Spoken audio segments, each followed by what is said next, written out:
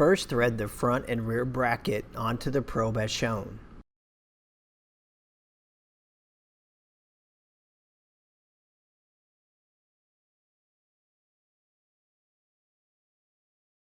Next, thread the rubber washer onto the probe.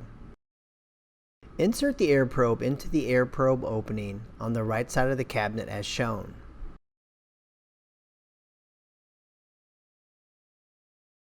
Ensure that the tip inside the unit is pointing down. Press both the bottom bracket and top bracket onto the mounting studs. Using a 3/8 inch nut driver, replace and carefully tighten the two retaining nuts.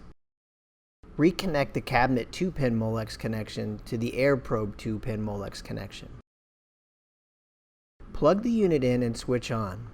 Verify that the unit is working correctly and not displaying an AIR PRB error code. If the unit is working, use a Phillips screwdriver and replace the air probe access panel